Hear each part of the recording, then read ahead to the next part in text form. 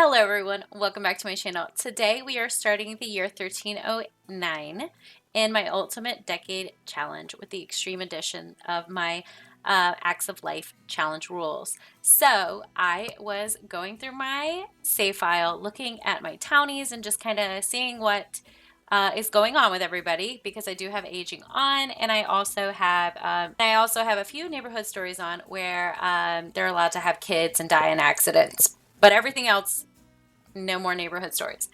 So I wanted to check in on the Brewer household because, as we know, Jedediah had an affair with Emma Brewer, and he is now staying at the Tavern, the Godwin Tavern. He's renting out a room.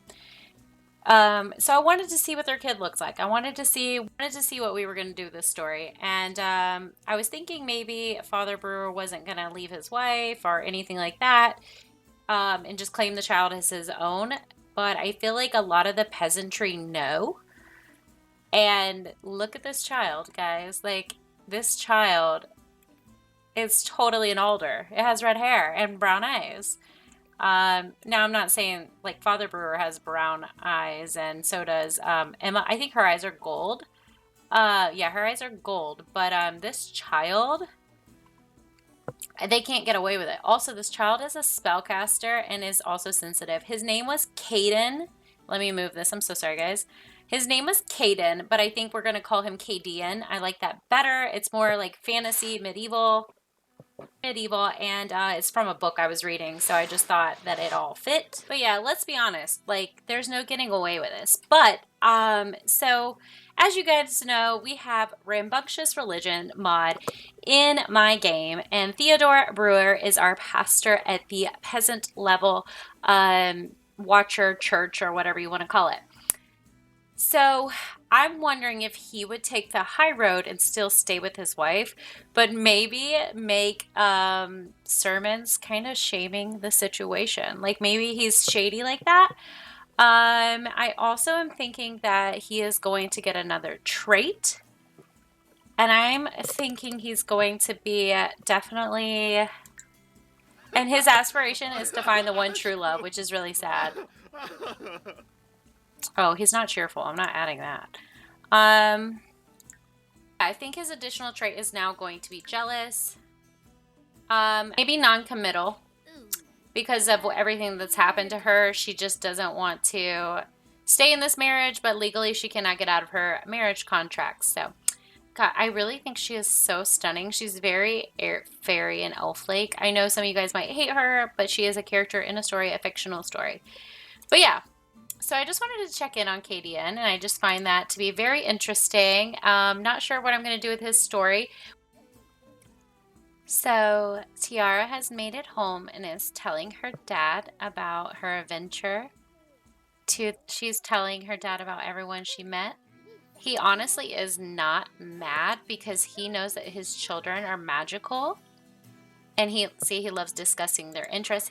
He knows that his children are magical and have the ability to defend themselves, so he's not really mad that she ran away, but he doesn't know that she has a little crush on a peasant boy. So the whole family at the Gothic household are gathering for a dinner because they need to talk about some things.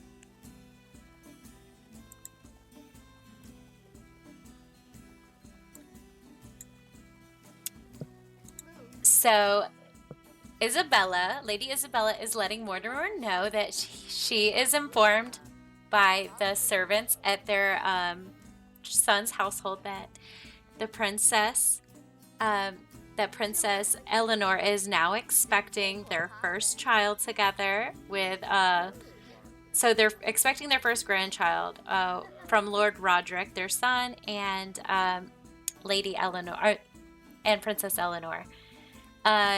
Looks like Mortimer is extremely happy about that, and he is going to talk to his other children about like the importance of continuing their line. It's not because they used to so they were not in direct line to inherit the throne when the Lionhearts took over. Their cousins were. But Mortimer is extremely proud of his line and his heritage. They come from a long line of wizards dating all the way back to Merlin. Yep, dating all the way back to Merlin 500 years ago. I know before I said 1,000 and I meant 100. The centuries threw me off and I meant 100. So the Gothic household family gets their magic from the Merlin line, and he wants them to know that it is extremely important that they continue to have kids and to grow. And he has struck up this deal with the king for all his kids to essentially marry whatever heirs the king has. Mortimer does not know that it's because the king expects his line to die out. He doesn't know that that's the king's plan. King Lionheart's grandfather was a minor lord.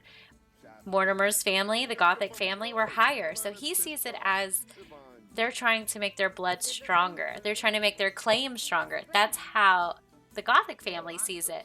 Meanwhile, Lionheart, King Lionheart's like, look, I'll keep having children, marry them off to the Gothics, and make all my kids sterile, and they'll never reproduce. And his one heir is already married off.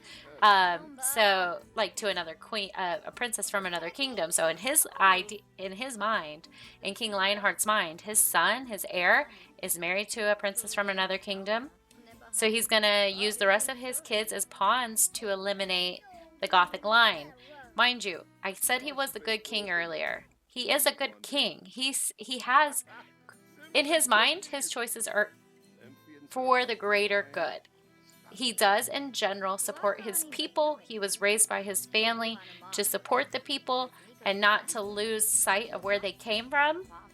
But he does see the threat of the Gothic line. And without annihilating them and, just straight off killing them, he's kind of just like pairing them off and eliminating them through the lack of reproduction.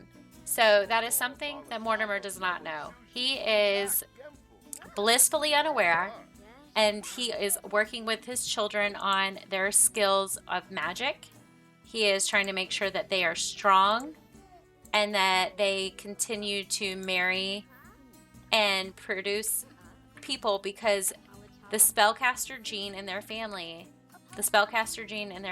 comes from the Merlin line, and Merlin magic cannot disappear from the world or dark creatures will return. And Tiara has told her dad, I can't wait to explore this place and it's a whole new adventure. So I think that is how she feels about the kingdom after spending a day kind of as a runaway. Again, Mortimer's not too concerned about that because his kids are tough. Like, they have an ancient bloodline, and, he's kind of like, kids will be kids.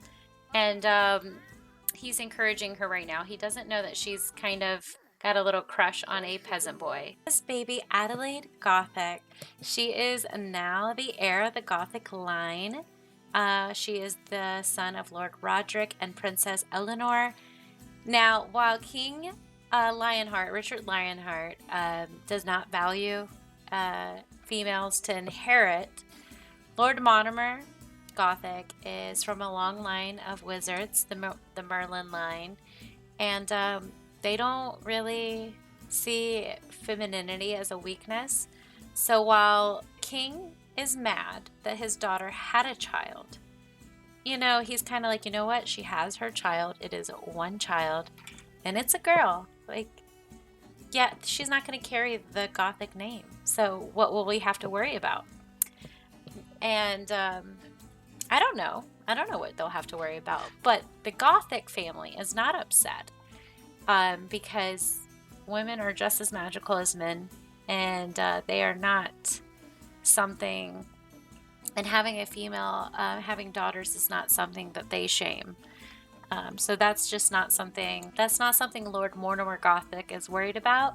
He's happy that their line is continuing, because the important thing is the magic line is traveling. Because like he taught his children, if the Merlin line disappears, evil will come back.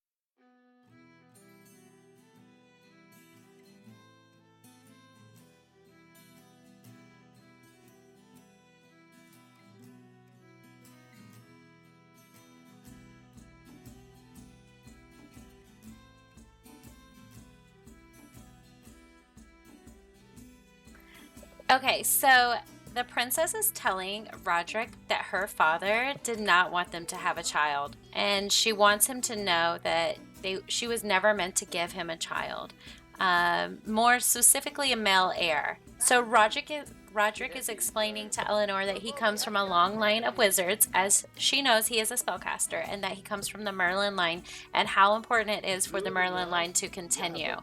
And she completely trusts and loves him because her father has always treated her like a political tool. And so she definitely trusts him and loves him so much, and is happy that they have brought a daughter into the world. And she is very open. See, she likes flirtation. She's very open to continuing growing their family and expanding their family. And she is starting to understand like why it's important for his family to continue. He's only giving vague, reasons as to why, because, the little everyone knows about it, the better, and the safer for everybody. So yeah, we're going to leave them here, and we're going to go check on everyone else. All right, we are now in the royal family, and by now King Lionheart knows all about his daughter having a child, as after all, she's an infant, so she's a year and a half old. And so he knows that the child survives. He knows all about Adelaide. He knows all about Adelaide, and he is having a family meeting now that his son has also been married for, I believe, a few months now, if not a year. He is talking to his son Augustine, and he is talking to Prince James, his heir, and he is talking to them about like why it's important not to give the peasants an option if something goes wrong with their line. He is trying to instill in James that he needs to take being a monarch very seriously, because they have only been kings for 3 generations, and his son will be the 4th generation of a Lionheart king. And James is really just like blasé about it. I think Augustine takes it more seriously. He really has listened to his father over the years, but James just really he just kind of is like, whatever. You married my sister off to my number one worry, and they had a daughter, so like I'm fine. And Augustine is absorbing all of this because you never know, if his brother messes up, he will potentially be the heir, so he has to be here for all the conversations. And James is just he's kind of been like a absentee prince. And the story I'm going with is that he's always going on trips to other countries and visiting other foreign fortresses, and just playing around. Like, we know he wasn't good at archery. We don't know how he was as a swordsman. Richard is trying to give his son a good lesson, but honestly, like, he's just kind of been able to do whatever he wants. Like, I know we haven't seen much of that, but that's the story, is that the reason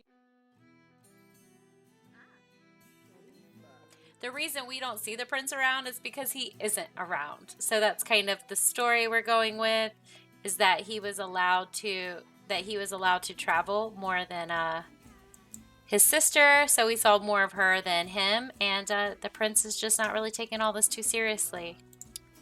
So the prince is coming down here with his father to practice his swordsmanship. And I think his father really just wants to make sure he understands how to handle himself. And the queen is listening to her daughter-in-law play the harp, and I think she definitely approves of Josephine. She comes from good stock, coming from the kingdom Moria. I don't know if you guys remember, but I said our kingdom was Avalon, so that's the name of our kingdom.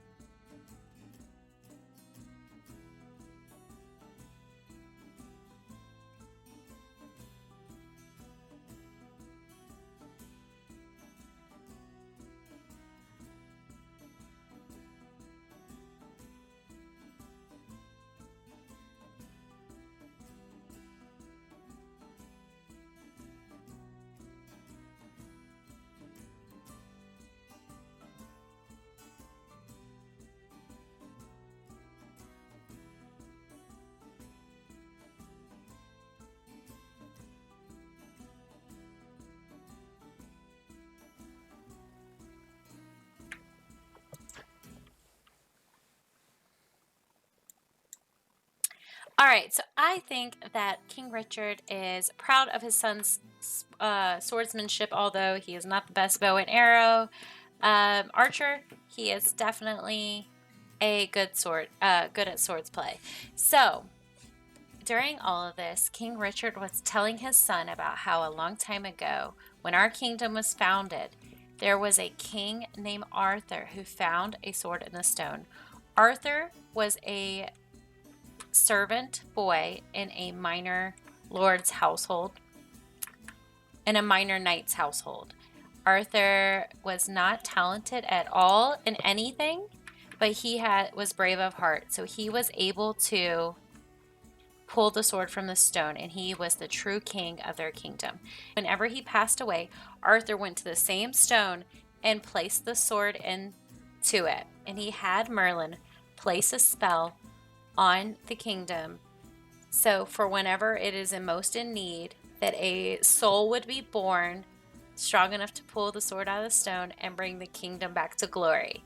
Now, some people think that means that there will be a secret king coming to rescue everybody in their darkest hour, and other people interpret it differently. So that is the legend of King Arthur in our medieval realm. Again, this is not Earth, so please don't come at me.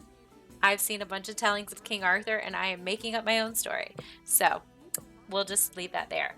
But the king is talking to his wife. As we saw on the day that the family came up to the main older household family came up to the castle, they have been living in separate apartments, and I think the queen is upset that she's basically been used as a breeding mare, and that her daughter was basically sold to their rival household. Speaking of which, I would like to hang up the queen's painting that was done by Hoya. I think that would be special.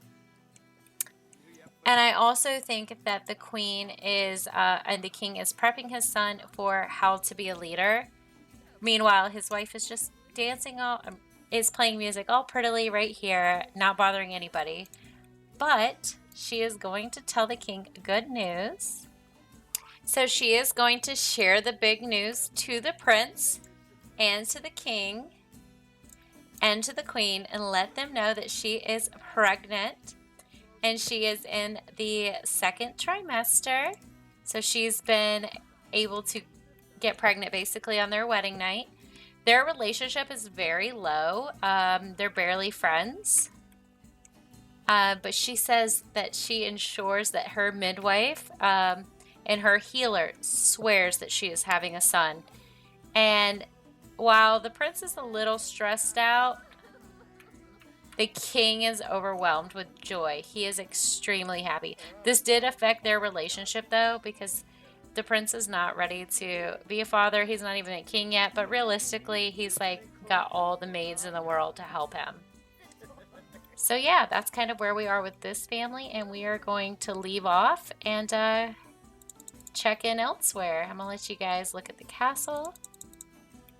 Looks so good.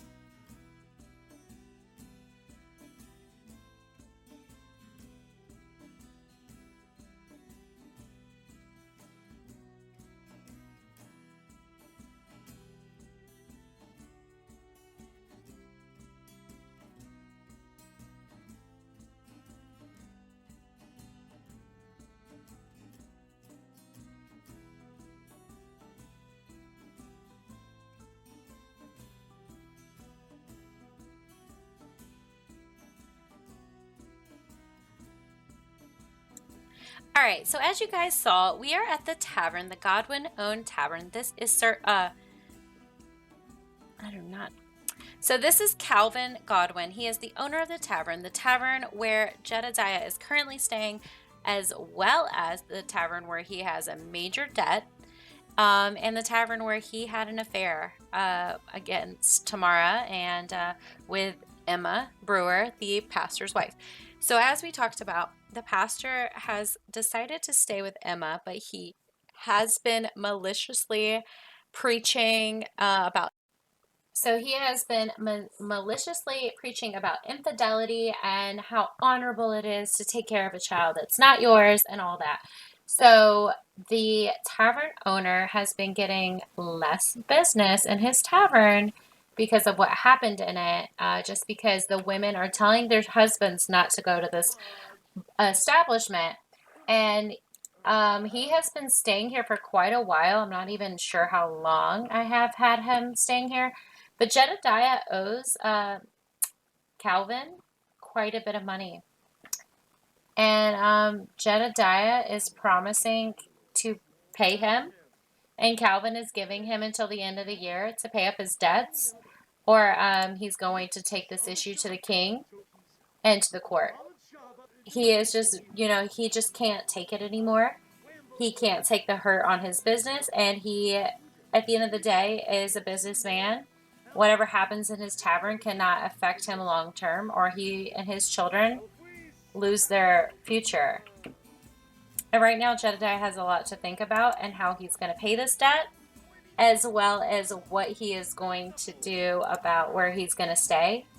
Because he knows that Tamara has been selling her wares literally all over the kingdom, and that she is trying to save up enough money to petition the kingdom for a divorce. That doesn't automatically guarantee that he gets or they get a divorce granted, but he knows that's what she wants. She does not want reconciliation, and Emma does not want to run away with Jedediah. That was a one-night fling for her that she regrets. But the pastor is taking care of her and their child together, even though it's not his. He just sees it as honorable. So that's kind of where we are, checking in on Jedediah, and we will see what everyone else is up to now. All right, I just want to jump in before I start telling you where we are with Father Brewer and Emma, but honestly, this baby with Jedediah is so gorgeous. Again, his name is KDN, and he's going to be in our story. Well, he's not getting any death rolls. So he'll be in our story somewhere, somehow. He will never be an heir, but literally the most beautiful baby ever. I think I shot myself in the foot by not having Emma in our main households. But anyways, let's check in on these guys.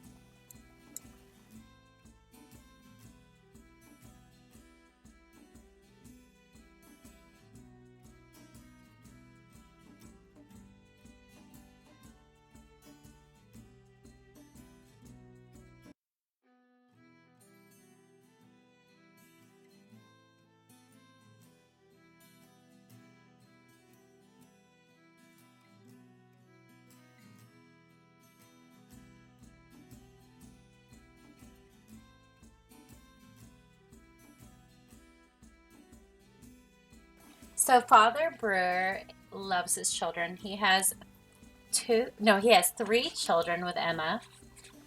And I think he does also love this child that is not his, but he is honestly disgusted with Emma. He cannot stand her. He hates her magic. He really just, he can't stand her. If he wasn't the pastor of this community, he would probably divorce her in a heartbeat. He is just really disappointed in everything and embarrassed. Like, she embarrassed him. So that's where they're at. And here we are in our main altar household, finishing up the first day of 1309. I hope you guys really liked me going around showing you what everyone was doing. And we're going to just live a year in our life again. Hopefully this will be a very uneventful winter. We have just on Wednesday, and we will also be doing the archery contest every winter solstice from here on out. So that way I don't have to schedule a separate event for it. Bringing out my random acts of life, we are back in the main altar household, and we are going to see if we get robbed tonight. So I have changed the odds to 2, 7, 14, or 18 to see if we get robbed tonight. I just kind of realized a lot of my random acts in life aren't really happening, so I wanted to have a higher chance. Okay, and it still didn't happen, but at least we had 4 out of 20 to see. And we do need to roll to see if our infants age up. We have our new baby, Arthur, and our daughter is new baby Gwendolyn, who is the oldest out of the new twins, and Arthur. We need to see if they age up. And they cannot roll a 12, 16, 18. 12, 16, 18. That's for Gwendolyn, and this is for Arthur. Awesome, they age up to infants! I'm so excited! Okay, so let's go ahead and get them aged up. And Gwendolyn aged up to be wiggly, and Arthur aged up to be sensitive. All right, and here is baby Gwendolyn all aged up, and our Arthur all aged up. I really like Arthur's face the most. I'm curious to see what they're going to look like if they continue to age up. And the spirit of Elena is very angry. I wonder if she knows that Connor has moved on. We're going to have to release her spirit. But look at how happy Halia is to have a daughter. She is so happy. What is going to happen? I think we're going to chat with the spirit. Oh, Halia is so happy to have a surviving living daughter. Oh, I think Ellen's spirit is going to... She's yelling at her about letting Connor... She's yelling at her for letting Connor move on. Oh, she's wrathful now.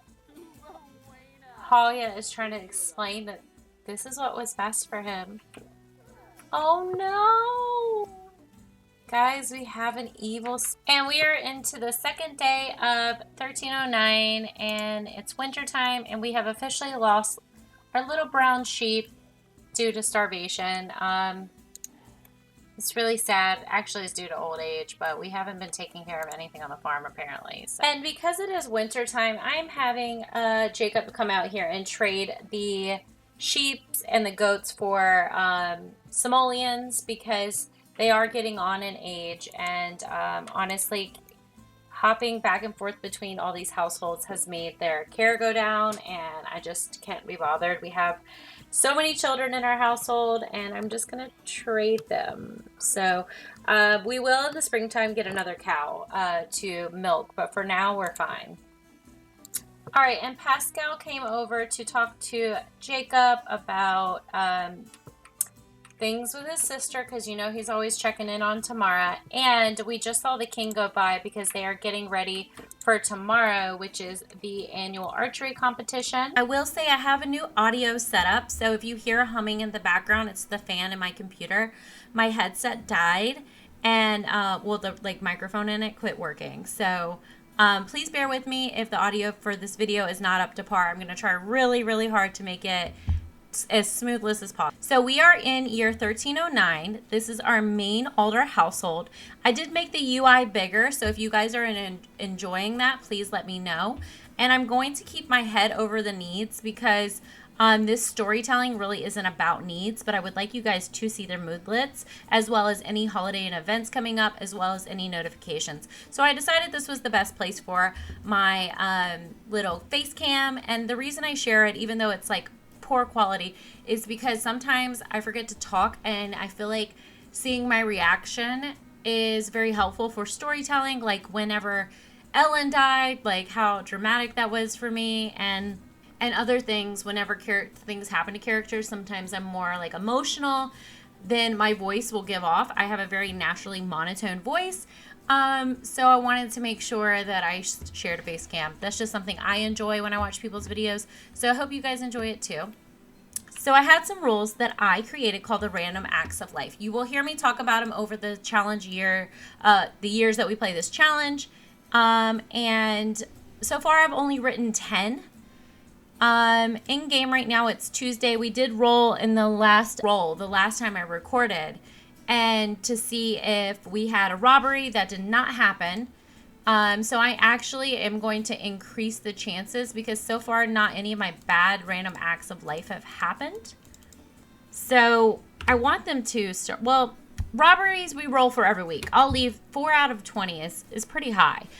But Yeah, so I did forget to roll for if we find a livestock animal in the wild.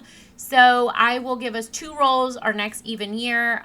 These are new rules that I put in to have more things happen during gameplay, to be very much like D&D. Like my husband in real life plays D&D, and I was very inspired by the way this game mimics the D&D play style when you roll for death or sickness or events that happen like war. And I was like, I want to roll for more things because I just find that more interesting for gameplay. So I did add these rules. They're mine, and I'm still adjusting them as we go. So I might change the odds and the time we do it, because if I'm doing it every even year and I'm forgetting to do it, then I might need to adjust my... But what I want to pay attention to for this one is we're about to play through the winter solstice. So this one gets highlighted, which, as I've said before, they are gifted money or the most needed item if they get one of the numbers, which is 1, 2, and 5. And main households and side households get this roll. They get an item of 600 simoleons, or they get 200 cash if they do get the right number. And I also wanted to share this one. Send kid to a better life. Only after having 4 kids in the main household. And that is where we are. We haven't had kids yet. They're all kind of toddlers and infants. But this is something I need to keep an eye on. Roll for the 5th kid to be sent away to a family for a better life. You have too many mouths to feed as a peasant family, right? Or to be a servant in a noble household, a fisherman, etc. for your storytelling. So we officially do have more than 4 kids in the household. We have Frederick, we have Francis, we have Caesar, we have Gwendolyn, and we have Arthur. So 1, 2, 3, 4. So Arthur would be the baby when he ages up to a kid, if he makes it that far with his death rolls.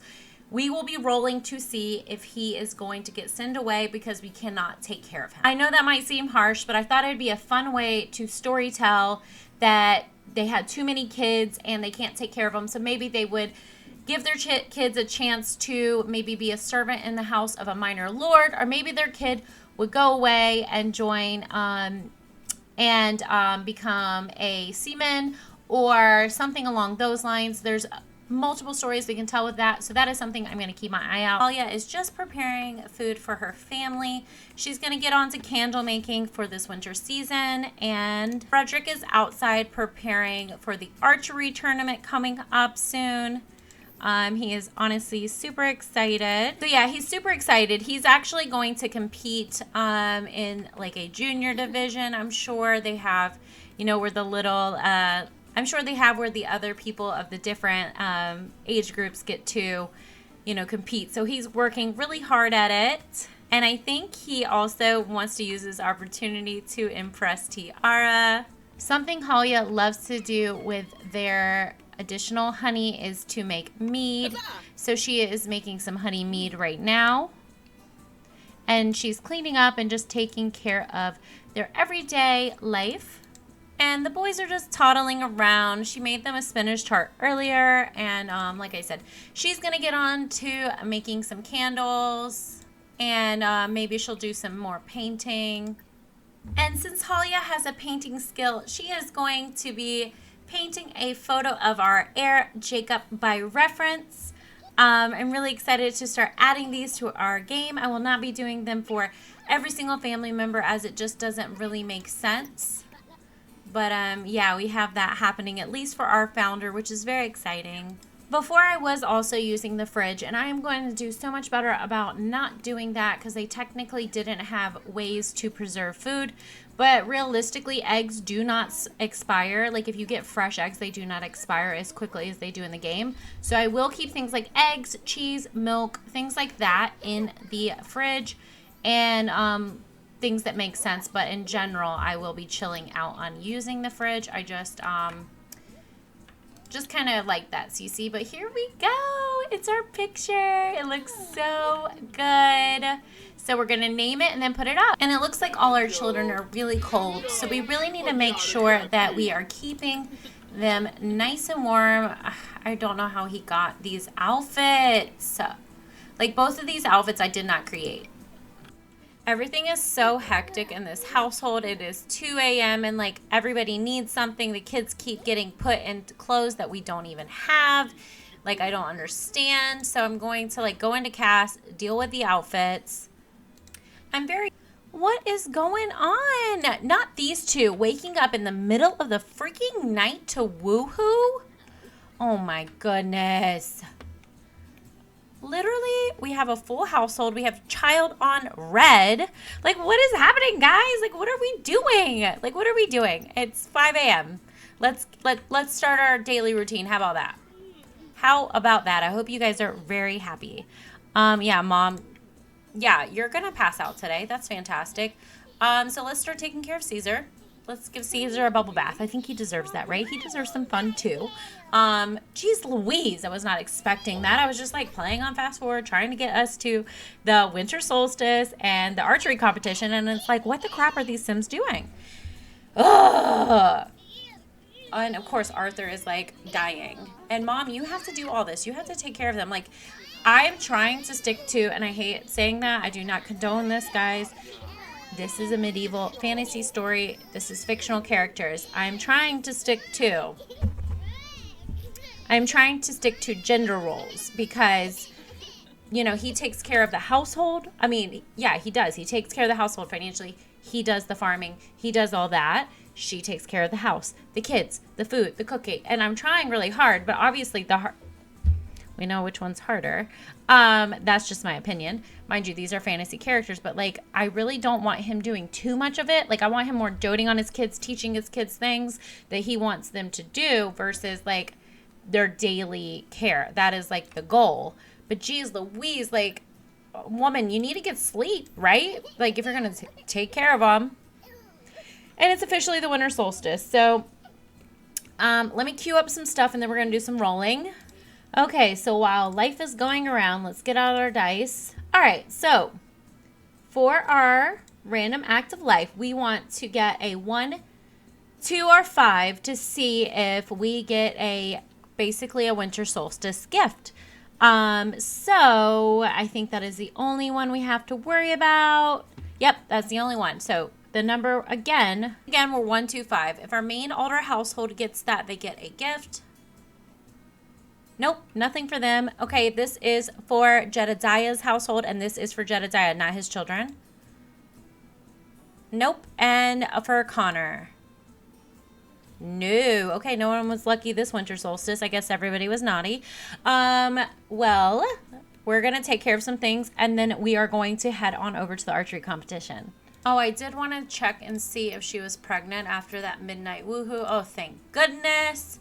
Okay, so we are going to take our young boy Frederick after he finishes his chore, and we're going to go to the archery competition.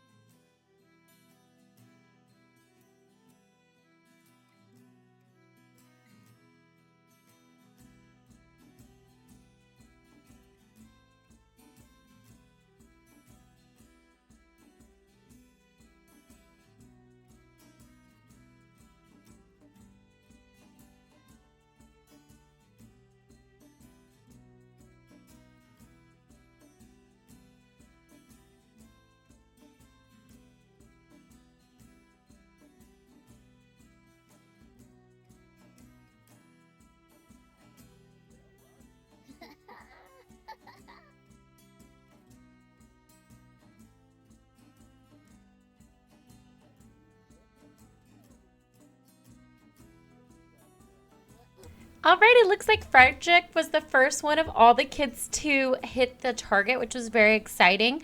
It's actually extremely interesting to see that Gemma is here participating, probably against her mother's wishes. But she is definitely here to play with the boys.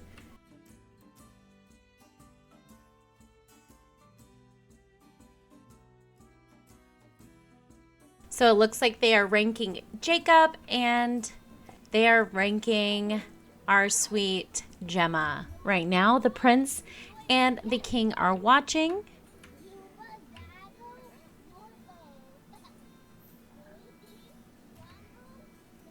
And it looks like The princess and the queen are speaking to their local peasants. As we've spoken before, this is their way of keeping in touch with everybody and keeping all the kingdom happy and motivated during the harsh winter season.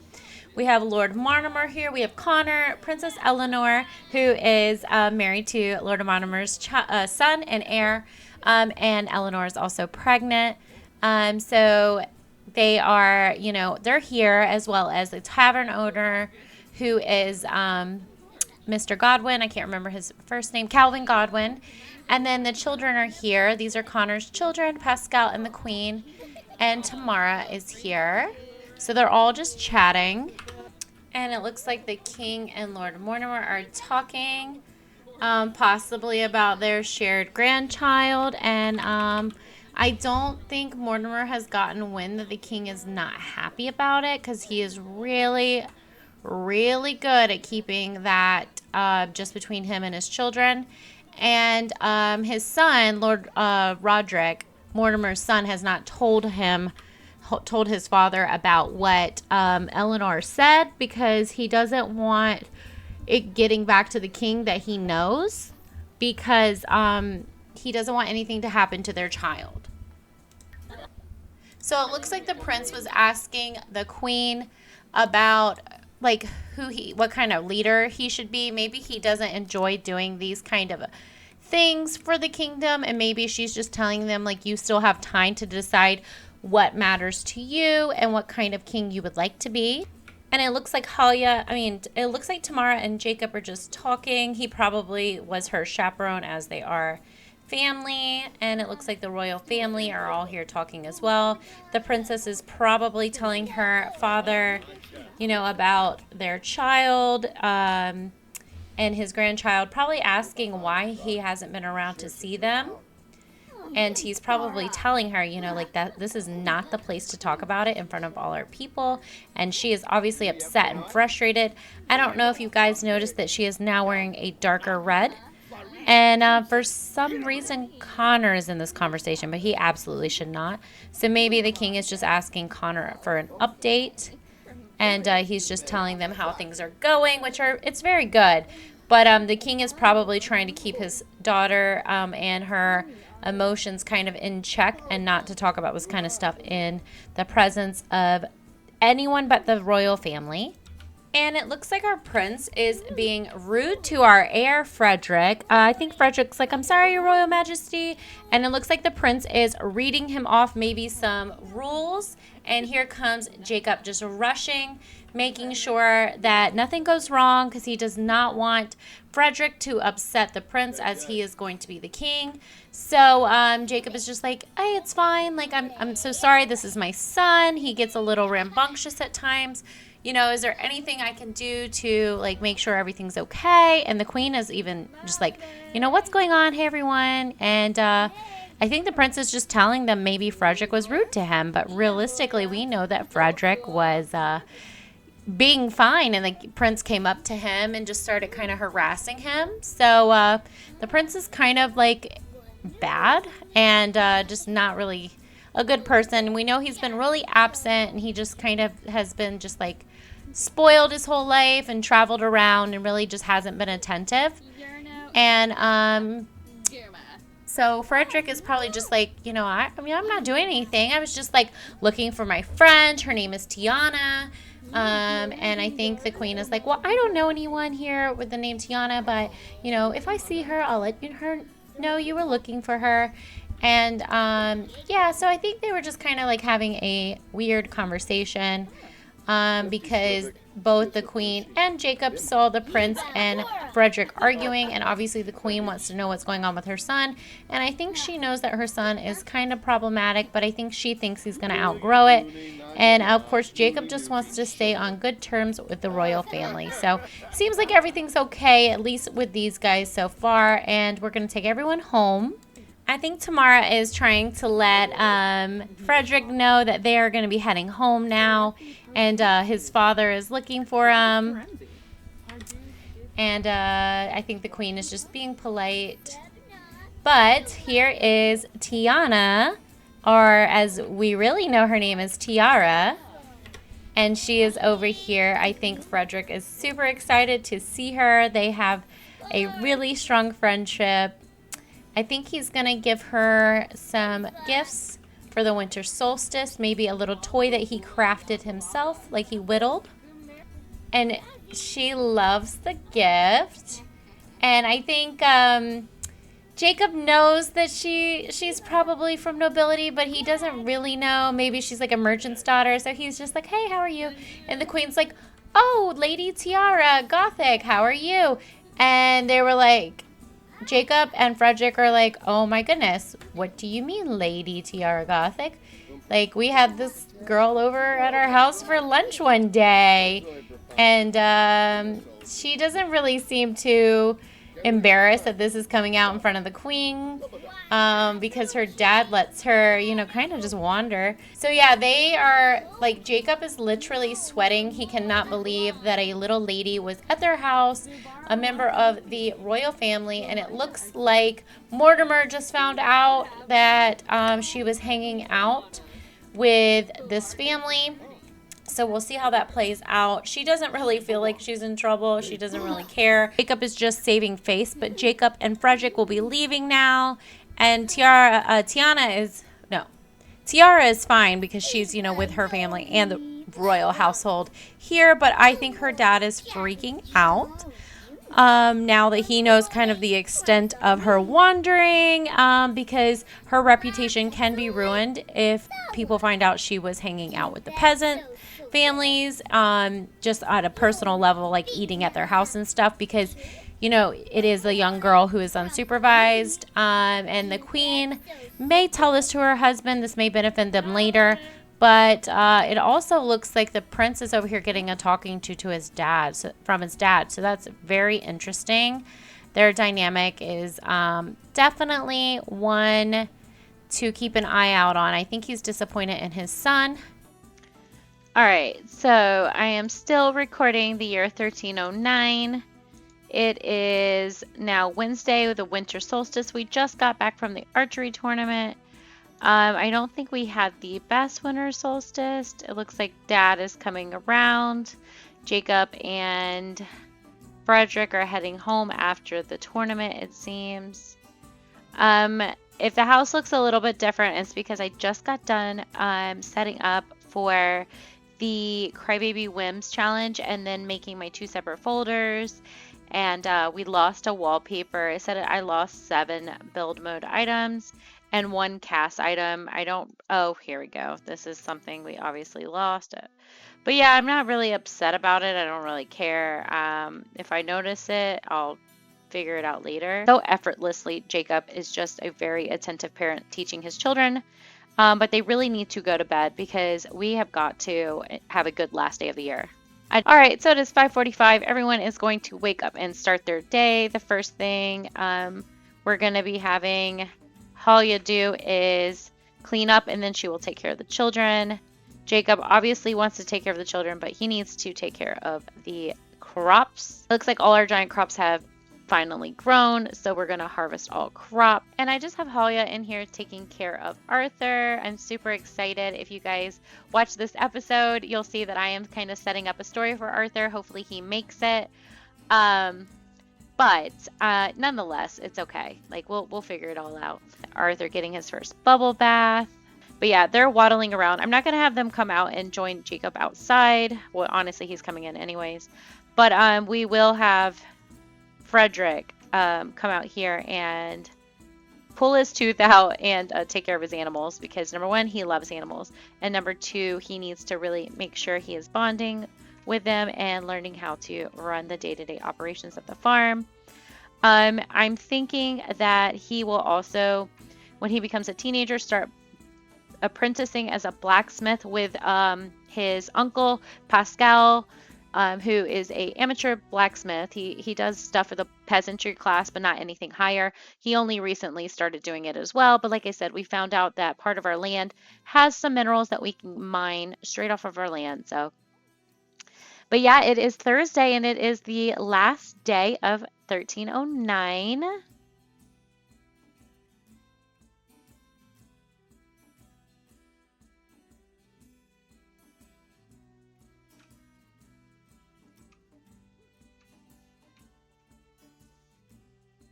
All right, if you guys remember, the princess was pregnant at the beginning of this year, and she has given birth to two baby girls.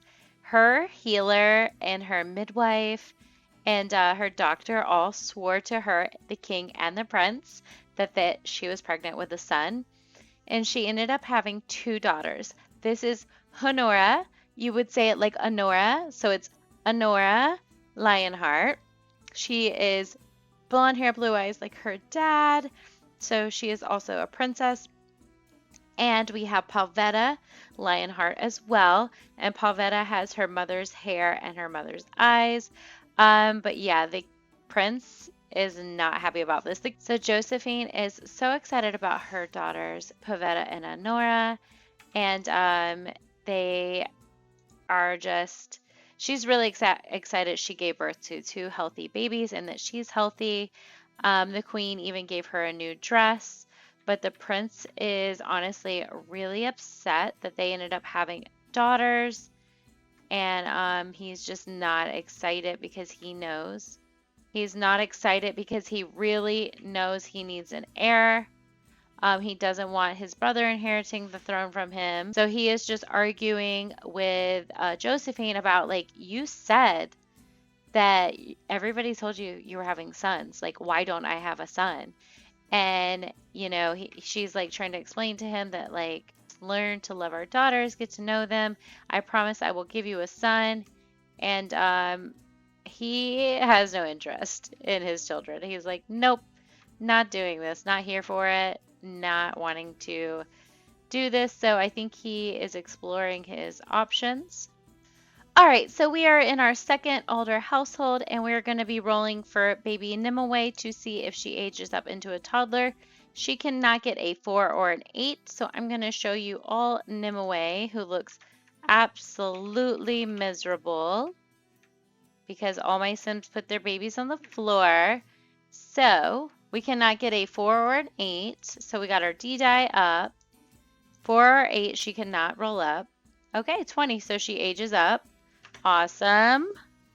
All right. So we also, this is not the last thing we are doing in 1309. We're actually we're going to finish the night here.